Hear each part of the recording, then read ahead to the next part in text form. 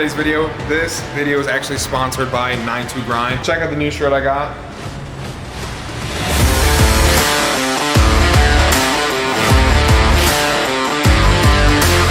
So you guys know my boy Derek, beautiful S197 Grabber Blue. He's actually doing an awesome giveaway for a Dyna Performance steering wheel. Let me show you guys the steering wheel. Carbon fiber steering wheel, electronic too, so you got all the lights, speed, everything up there. $1,000 steering wheel, guys. Every dollar you spend, you get a chance to enter this $1,000 steering wheel, so don't miss out. Limited shirts, they're gonna sell out quick.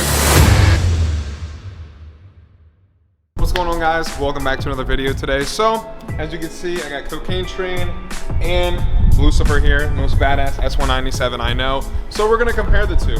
All motor, Cobra Jet, I mean, it's the best of both worlds. Pulls like a freaking rape tape. And then we got a VMP Gen 3R boosted S197, which is also an extremely badass build. But today we're gonna be comparing the both. What is the best for everyone's choice? All motor or boosted. So let's get into it. Look who just pulled up. This man has been gone forever. What's up? We're back. 500 front end. What front end is this though? You got a little different one than mine. Mine's the i5 Auto House. It looks good. With the Cervini's hood. With the Cervini's hood. Yeah, so now we have every generation.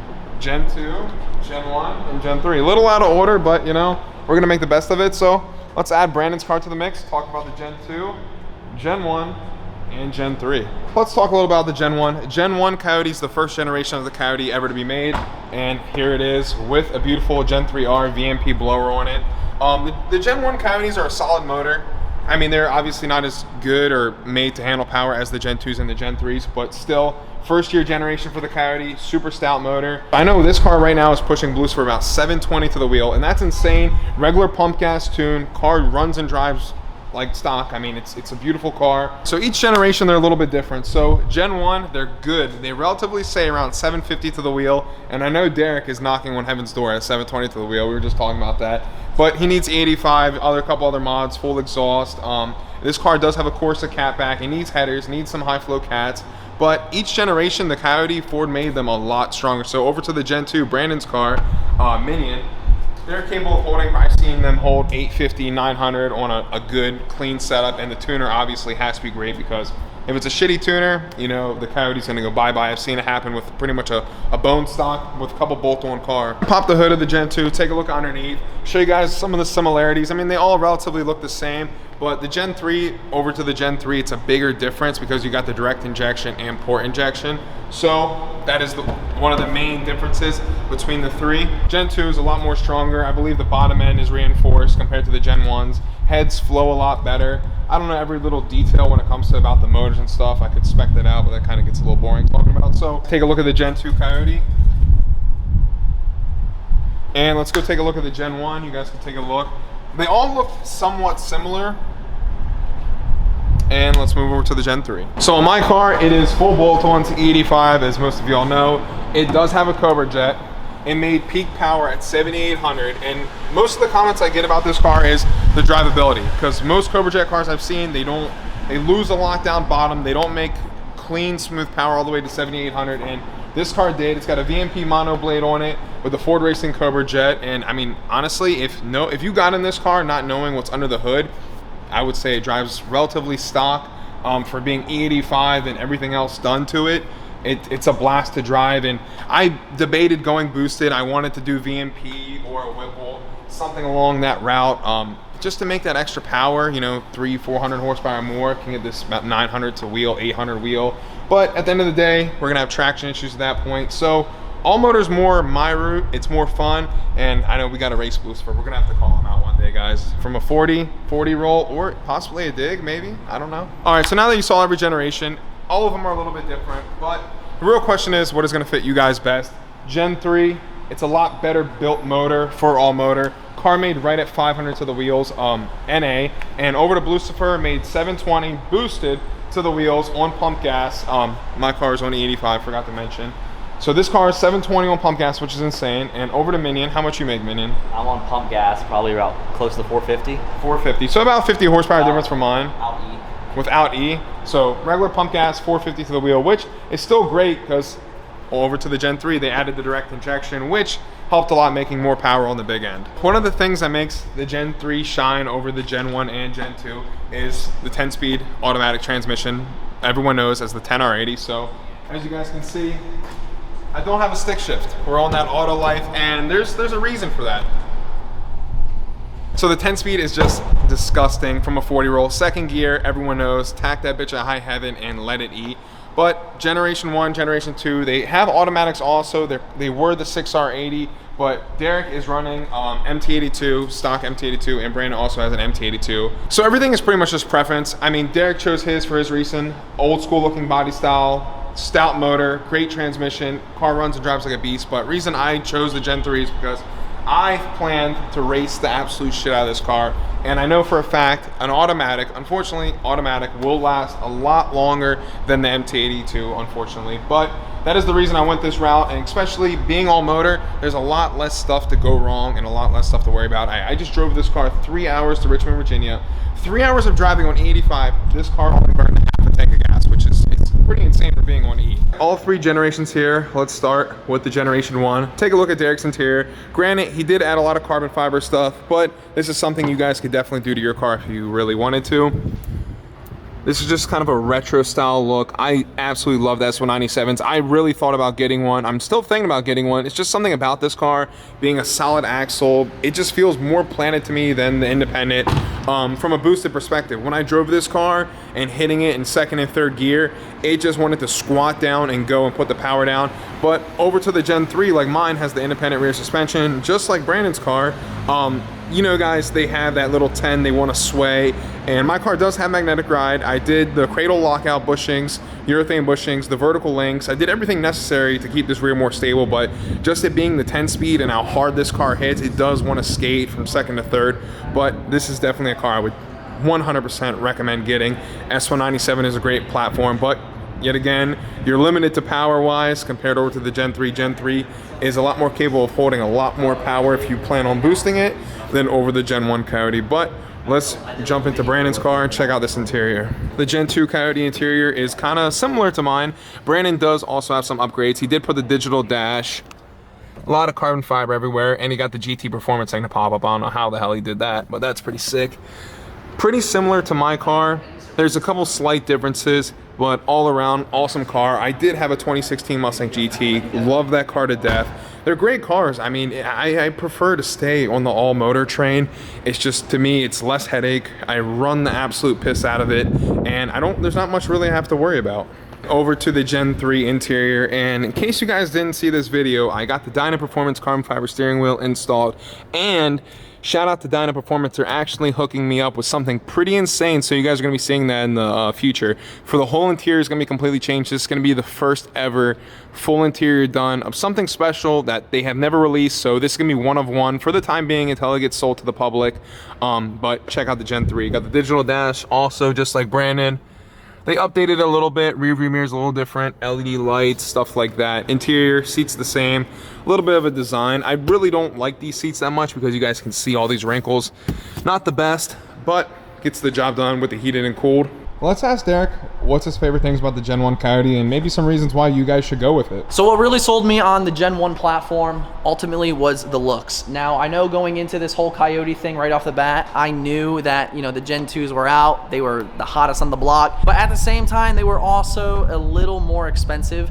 I did overpay for this Gen 1 at the time. I paid $24,000, but it was exactly what I wanted. It was grabber blue, it was a premium, it had 14,000 original miles, and it was a one-owner car. He kept that thing in amazing condition, and it was pretty much a new car, and I just love the body style of the S197s. And I got two S550 boys here. I'm gonna say it for the record. The S197s were the last body style of a true Mustang. You guys can argue with me in the comments down below. I'll argue back. Shots fired. It's the best one out there. Shots fired, Brandon. What do we gotta say about that? This guy. Just saying. We gotta run it. But no, you know, like Jake was saying, you have the live axle and stuff, and what really makes this car different, talking about boost or not, it's just that oh wow factor that you get when you do smack it. That and straight axle it's just it's works. Something about it, man, and that's like what really sold me on this car. And you know, I wanted to get in something to where when I hit it, I'm like, wow, like, okay, this is what a Mustang feels like. Now, don't get me wrong, with boosted S550s, I have been in some really fast ones, but the one thing I can say about them compared, yeah, and it's just, it's almost too comfortable for my liking. They're just so nice. They're nice cars. And I guess there's just that fine line in like the automotive world to where you'd rather drive something that's a little more quote unquote sketchier or something that's just so nice. It's just kind of in that category to where it's tough to see myself in something like that, because honestly, I enjoy driving my new Edge and my 1988 Fox body over this car, as funny as it is, because of just the raw feeling. So that would be why I bought the S197. And don't get me wrong, Gen 3, they have been on my mind. The 10 speeds, they're beautiful. They go so fast for what it is. 500 wheel and a 10 speed, you're hurting a lot of feelings. You really are. So I'm not racing Jake until my car's ready. Teddy, he don't want it. He don't want it. No, it's not even that. No, he needs E85. He needs other supporting mods. He needs suspension. His car, I mean, it's pretty much a bone stock Mustang. And when I say bone stock, it's bone stock. It's bone stock. It's bone stock with a blower. That is way too big for the freaking motor. It needs suspension work. It needs a lot of other stuff to make everything hook up right and be more proper, but we're gonna run it. Video will be coming definitely soon. do it. I'd be happy to do it on 93. I'm just bullshitting. I'm not making excuses or anything. It's totally my fault. I have other cars and stuff that I've, you know, bought and modified and whatnot. I've definitely been slacking, but we'll definitely give you guys a great video on a full bolt-on E85 on-kill 10-speed Gen 3 versus, you know, a Gen 1 big blower. It is a big blower car, but you know, I'm kind of capped at where it's at right now. The only thing I can do is the one-piece drive shaft, the E85 to make the car run safer. That's the only thing that E85 is really going to do. Maybe a little more peppiness to it, and maybe long tubes. I don't know. The car doesn't even have long tubes. It's loud enough already. Yeah, it's loud enough, and you know, I don't have cats on there, and it's making the kind of the power range where I want it. So it's kind of what I'm battling right now. All right, Minion, let us know. You just got the car back. Congratulations on that. It's been a long 5 months, I'll tell you that. Has it been 5 months? Yes. Jesus. Good Lord. I thought it was, yeah, you had that shit on lock. That was, all right. Let me know what you like about it. Well, I originally bought the car for the color. Like when I bought it, I've always wanted the yellow. I've always been, this color on this body style looks the best. And yellow's different. I mean, I never really see a yellow S550. I paid $24 for it, and 2 years ago. So that's not bad. I didn't pay that much on it from what they are now. Now it's worth a shit ton, especially now. You see this?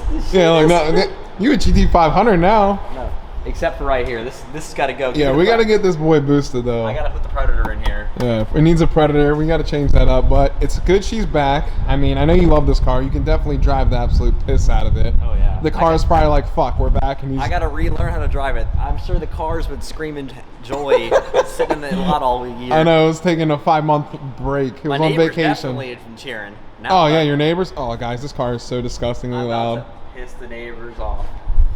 So you love the Gen 2. All around, that's your favorite car. I don't know. I'm a huge Gen 3 fan. When this car got wrecked, I almost bought a Gen 3. If they totaled it, I was going to order a 2021 Gen 3. Ended up not totaling, which I'm glad that they did. I'm glad they didn't, because I realized I couldn't afford it. Yeah. So. I mean, everything happens for a reason. I say that a lot, and it does. And I really feel like this is your car. It suits you. It's yellow. I mean, it's got its couple little issues that I got to work out. But it makes it yours. You know the issues, and it's a project. You got to work on it and get them videos rocking. Yes, sir. Now it's time to get me back filming and grinding. Make sure you guys go check out Brandon's channel too. It is a full comeback now. The front end is on, and we're actually going to be doing a video comparing both bumpers. What was the name of your company you went with? i5 Auto House. So he went with i5 Auto House. I went with 777 Performance. So little differences, but we're going to give you guys a review on that coming soon, so be ready for that. At the time that I bought it, this was the last 500 hood in the country, and this was like one of the last few bumpers I could find. And everybody else was on back order, didn't have them. Of course. So I got lucky trying to find it. Let's go, Brandon. Yes, sir. Reason I went Gen 3 is because it's a monster. Everyone freaking knows it.